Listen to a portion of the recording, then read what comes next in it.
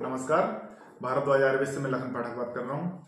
आज की इस वीडियो में हम आपको दिखाने जा रहे हैं भारत सरकार के राष्ट्रीय चैनल डीडी किसान पर प्रसारित होने वाले कार्यक्रम हमारी वनौषधि हमारे खेत कार्यक्रम के अंतर्गत हमारे भारद्वाज आयुर्वेदा में संचालित होने वाली औषधि खेती की फसलें एवं उनके प्रसंस्करण से संबंधित जो भी प्रक्रियाएं यहाँ पर होती हैं उनको दर्शाया गया है बहुत अच्छे तरीके से।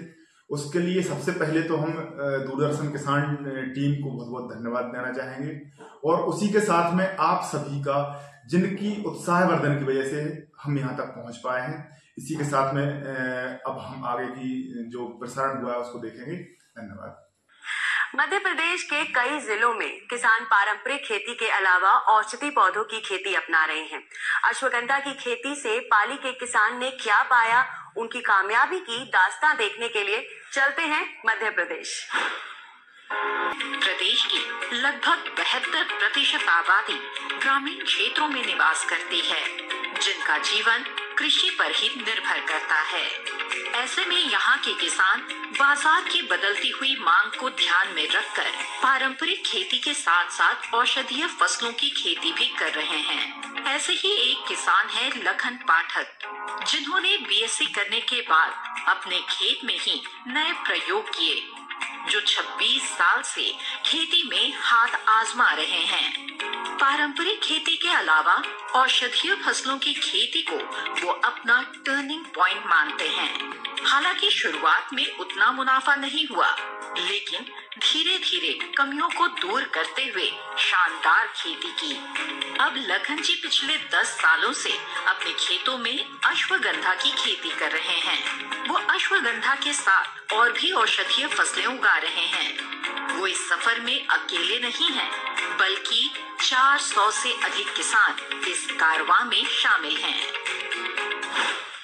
मैं 1997 में बीएससी मेरा पूरा होने के बाद में मैंने अपना जो परंपरागत जो खेती का काम था, कृषि का व्यवसाय था, उसी को अच्छे से आगे बढ़ाने के उद्देश्य से मैंने किसी नौकरी या किसी और काम में न जाकर मैंने खेती चुना। मेरे जीवन का सबसे बड़ा टर्निंग पॉइंट था जड़ी बूटियों की खेती करना, जिसमें अश्वगंधा से हमने शुरुआत की और हमें लगभग 8.5-9 लाख रुपए का हमें उसमें मुनाफा हुआ था।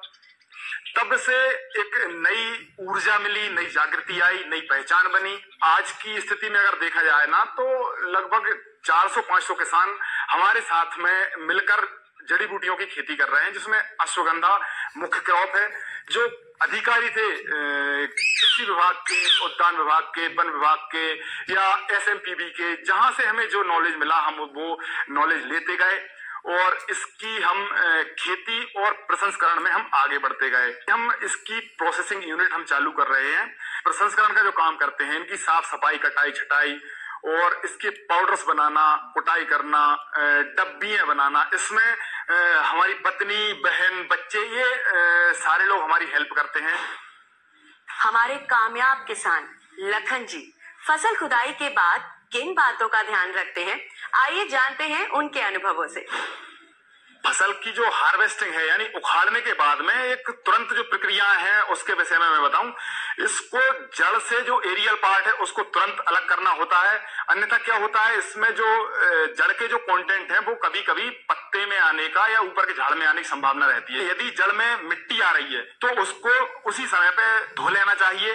3 से 4 प्रकार की इसमें ग्रेडिंग करना चाहिए, जिसमें ए, बी और सी प्रकार की, यानी जो मोटी रूट है वो लगभग 3 से 4 इंच की वो निकलती है। इसके बाद में जो मीडियम है और फिर आखिरी में जो बायर रहता है, पतली रहती है, वो सी ग्रेड में, और कभी कभी डी ग्रेड भी बन जाती है हमारे यहाँ। जो क्वांटिटी या फसल की वेराइटी के ऊपर डिपेंड करता है। उपज की अगर अपन बात करें तो 3 से 4 कुंटल उपज आ रही है, यानी अगर अपन 4 कुंटल 1 एकड़ में उपज मानते हैं और एवरेज जो रेट है 25,000 रुपए कुंटल इसका जो मिलता है, उसको भी अगर अपन करें तो 1 लाख रुपए 1 एकड़ में हमें इससे प्राप्त हो रहा है।